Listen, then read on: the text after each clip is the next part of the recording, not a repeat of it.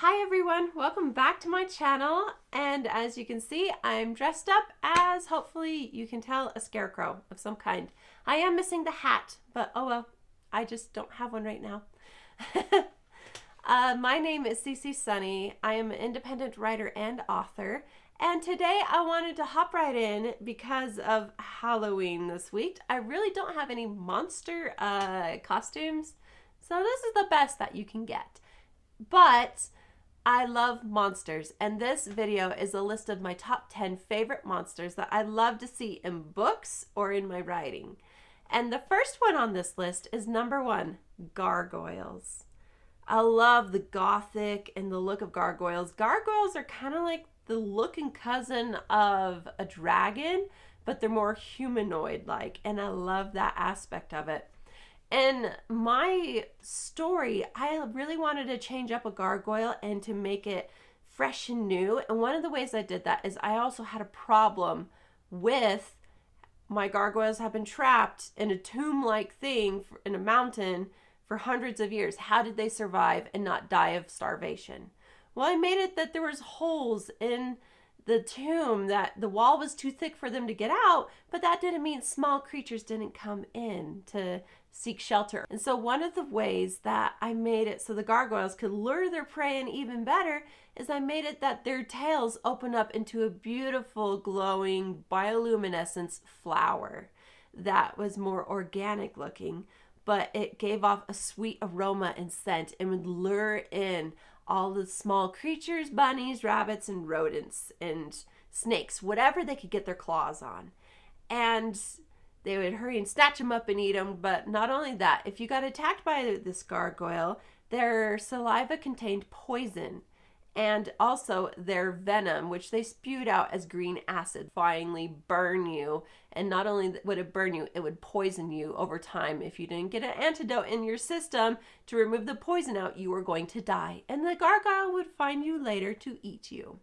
So that was one fun twist, that I changed what you expect of a gargoyle and made them new, fresh, and different. And of course, I had to start off with that. Now, number 2 on my list is sirens. I love both the version of a mermaid siren that is more new and kind of got latched onto in history, and then the old version of where they're, people might know them as harpies, where they're like women with wings that lure you to your death as well.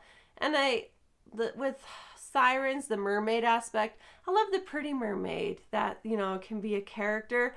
And I also love the monster mermaid, where they lure you and literally eat you. That's all they want to do. I love both of those. So one of these days, I am going to use a siren. We will see what it is going to be.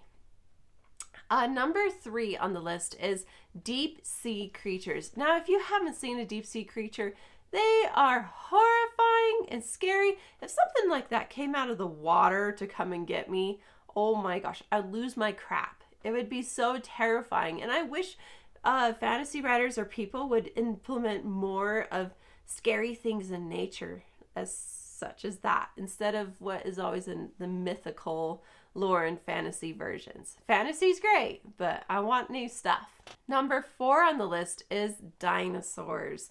Now, I say dinosaurs because I love the idea of a big, scaly creature with teeth, but I am tired of dragons.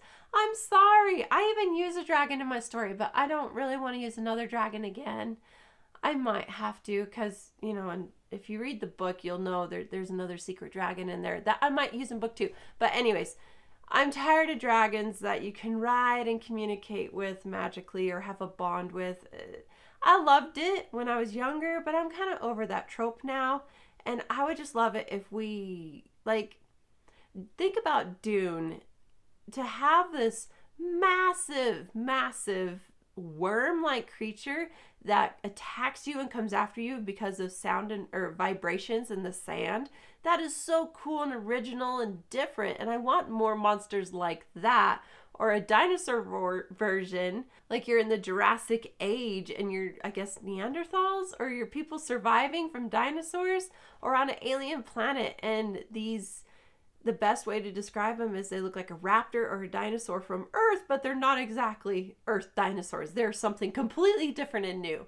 I want that. I love it. Always give me more. Number 5 on this list is not the typical one, and it's one that you don't see very often. And I don't know if you guys have seen Trickster's Queen, but one of the things or monsters that she gets in her arsenal that helps her is called a Darkling. And a Darkling is this blob. It rolls around and it's actually dragon's blood infused with magic. And this Darkling hides itself as either a lace or a ribbon or beads on the necklace, and they can give you like a little tassel, a little morph, a little tassel up there and tell you all the secrets that it knows with all the Darklings around in everyone else's houses spying on them, okay? And the other one is, I don't know if you guys know Morph from Treasure Planet, how he's goofy and fun-loving. He floats in the air, but he morphs into whatever you might need or to drive you nuts. I love both of those aspects of a gooey, cute, fun-loving creature that you just want to coddle and hold and love forever. Yes, that is so fun. Now, number 6 on the list is these next few that I have lined up. You don't know if they're real or not, and they're terrifying either way, and I love them. And it is in cryptozoology, and number 6 is dogmen. Basically the version of a werewolf, but much more horrifying. They're not the romantic, I'm going to mate with you werewolf kind of thing. No, these are truly horrifying, scary demon dog man like creatures that want to kill you. And I love that aspect. I just want monsters to be monsters again sometimes.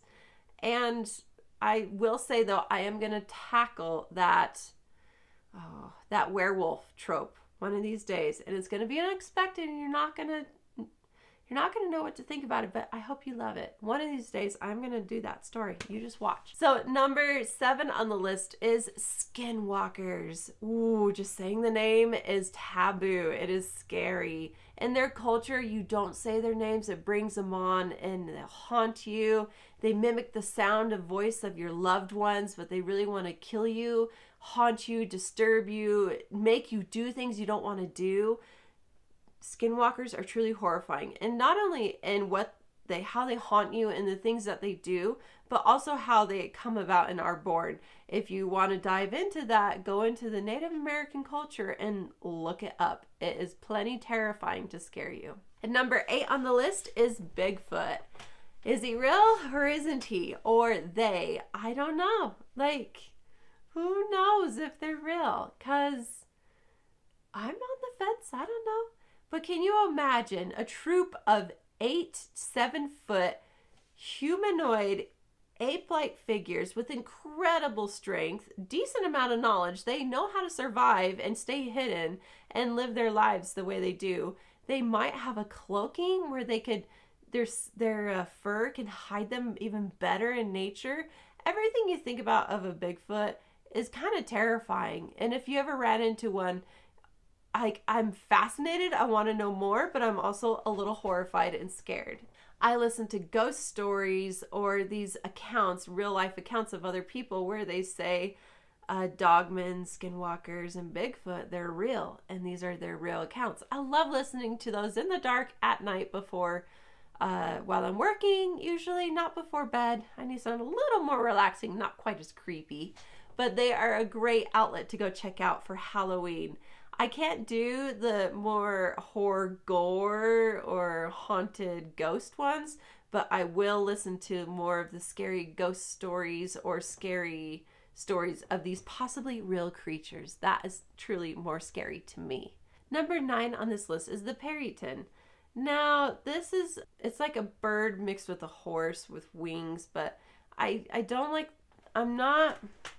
it's like the creepier monster version of a Pegasi, but better. I know some of you be like, oh, nothing's better than the Pegasi. I disagree. And number 10 on this list is not so much an animal, but animal characteristics. You might have ran into it in reading about them or seeing them. We all can relate and know what I'm talking about. And that is the terrifying, big, scary monster that is really just a sweet, cuddly teddy bear that wants friends. and they are horrifying and scary. People don't give them a chance. They want to do pitchforks and kill them or whatever, and they only want to be your friend. They'll give you flowers. They'll do whatever you want. They're so kind.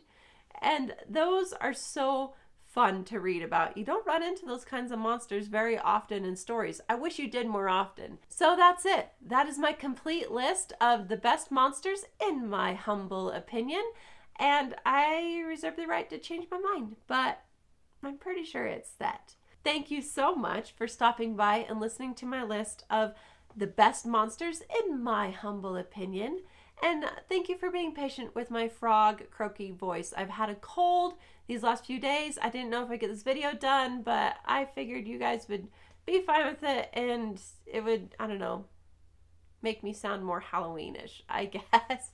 If you guys are interested in a more scary monster version of a cozy romance, check out my book on Amazon. It's like a mash of Halloween, bit of horror, and a cozy romance. It is a fun read, and I really enjoyed writing it. And I am also on Facebook, Pinterest, Instagram, and here on YouTube, and also on Goodreads. And like and follow, and I will see you guys in the next video. And I hope you have a great, scary Halloween. Bye!